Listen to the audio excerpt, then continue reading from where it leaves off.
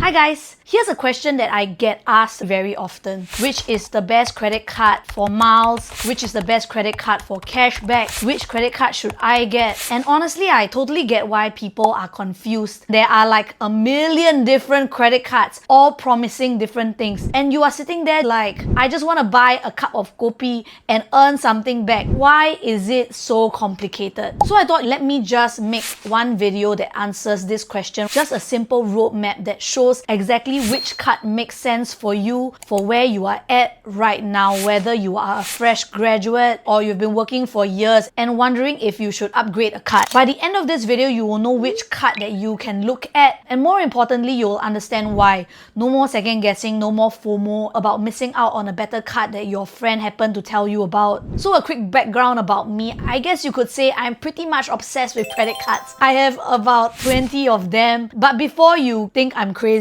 I promise I have no debt. The whole point is to make these cards work for me and not the other way around. But honestly, I wasn't always like that. Growing up, my family wasn't exactly rolling in money. We were pretty much middle to low income. We had to think twice before spending on anything extra. I remember being that kid who looked at my friends going on holidays to winter destination and thinking, man, how do they afford all of that? I want to touch snow too. Then I stumbled upon this whole credit card thing, and not because I was a financial genius, but basically because I was trying to find out how to travel without going broke lah. Turns out, if you are smart about it, credit cards can actually help you unlock stuff that feel out of reach. Free flights, lounge access, and all that jazz. So today I'm going to break it down super simply. We'll cover 3 simple practices that can make your credit card strategy solid, basic framework for choosing cards, and I'll walk you through exactly what to get at each stage of your career or income level. So before we jump into the fun stuff, let's lay some groundwork. These are 3 simple practices that can make your credit card strategy rock solid. Foundation number 1,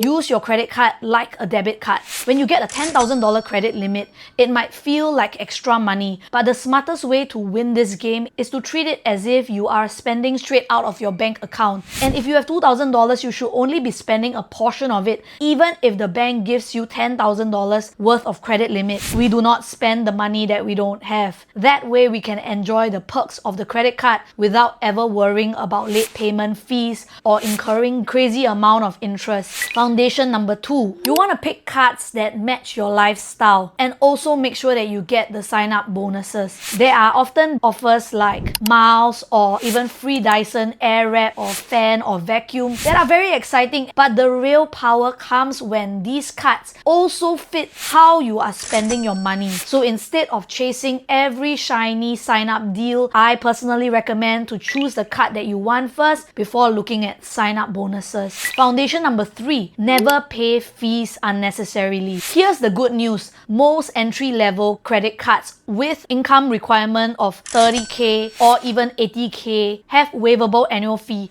Often it just takes a quick call to the bank or a quick tap on your app. If a fee can't be waived, they usually say so upfront and they put down their non-waivable annual fee. I personally do not recommend paying any annual fee, and you should do your best to get annual fee waivers. Fun fact, banks are always willing to waive the annual fee. I picked that up when I was working for banks in a temp job. You can watch this video where I share how I get annual fee waivers and the level to which you should persist. Alright, now you know the foundations. What is your style when it comes to credit cards? For some people, when they think about their finances, it just stresses them out and it does not spark joy. Or if you have 2 young kids, you don't really have time to look into your credit cards, then maybe it's easier to just keep it simple, where there is no tracking or hassle, just straightforward rewards at your own pace. The second one is the travel enthusiast. Maybe your goal is clear. You want to travel more. In that case, a few miles card can go a long way into unlocking flights, hotels, and lounge access. And finally, the optimization maximizer. You enjoy squeezing every drop of value out of your spending. This is your lane. You don't mind carrying multiple cards, cashback and miles alike. It takes more effort, but the payoff is maximum returns. If this is clicking for you, click that like and subscribe button because it helps more people to find this content. Now, here's an exercise that will save you hours of research. Before you ask me which card should you choose, I will ask you this question. question. Have you done the 80-20 spending rule exercise? And this is to track your spending for 3 months. In these 3 months, you will discover where the 80% of your money goes to. And for me, for months where I travel, my travel expenses on just flights and accommodation itself easily is about 80% of my month's spending. But for months where I don't travel, dining is a spending that is usually easily 50% when I eat out and I pay for the group first. So if you're a fresh graduate living at your parents' home, your 80% might be transport, food, entertainment. If you are a young family with kids, then it could be groceries, utilities. So whichever that is, you can refer to lobangs.com under Best Cards for section, where I have articles for the most common categories. And the formula is really simple. Find your 80% and choose the cards that reward those categories and ignore everything else. This one insight alone will simplify 90% of your decisions. Now, here's 3 life stages where you can consider different cards.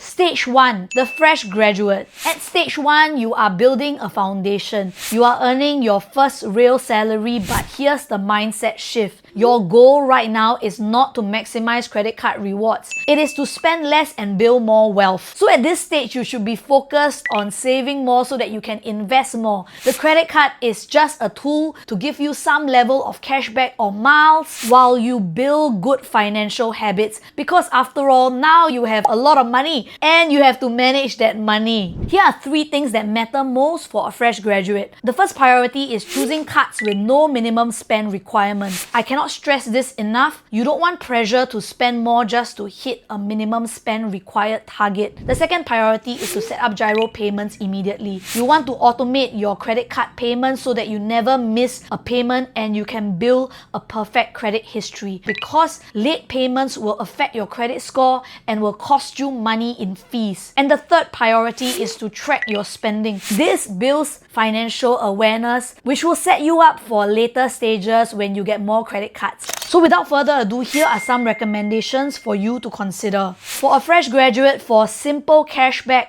you can go with the OCBC Infinity Cashback Card that has no minimum spend required. And this card gives you up to 1.6% cashback on all eligible spend. And you can pair this with your OCBC 360 account to earn higher interest on your savings. If you are someone who prefers miles, then the DBS Altitude Card or the Citi Premier Miles Credit Card are great options because the miles don't expire. There is no minimum spend pressure and you get 2 free lounge visits every year. If you do decide to apply for a credit card, it would help this channel greatly if you choose to apply via the links below.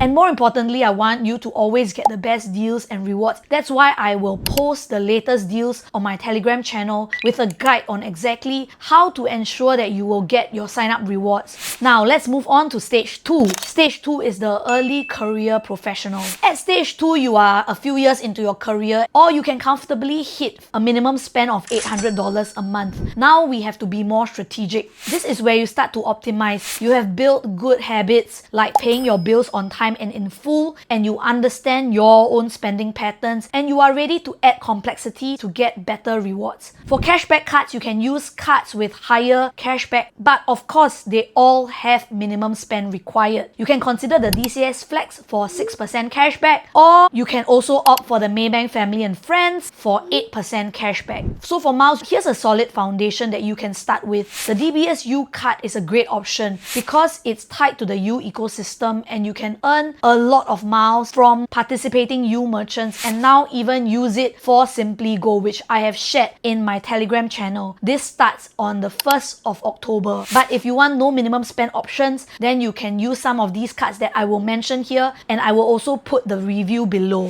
The Maybank XL card for cashback or miles, the Citi Rewards card for online and selected retail spending. The strategy is to have a few cards for your highest spending category, because the trouble is that if you are spreading your spending across too many different cards, you will have rewards all over the place and you have to do more tracking. Now let's move on to stage 3. Stage 3, you are the mid-career professional. At this stage, your income is around 120k and you might be willing to pay an annual fee if the benefits are worthwhile. The question changes from what is the best earn rate to what perks do I value? And this is where credit cards start to enhance your lifestyle. You are earning more and you want your credit card to make your life easier and more comfortable. For example, if you're traveling for work in economy class, having a card with unlimited airport lounge access like the Amex Platinum Charge card could be a game changer for your comfort. Alternatively, another way is to fast track to Singapore Airlines KrisFlyer Gold via the Amex KrisFlyer Ascend on eligible Singapore Airlines and Scoot flight bookings within 12 months upon card approval. So this is where you start weighing the cost of the annual fee against the value of the perks. And what changes at this stage is that the card becomes a lifestyle tool, not just a financial tool.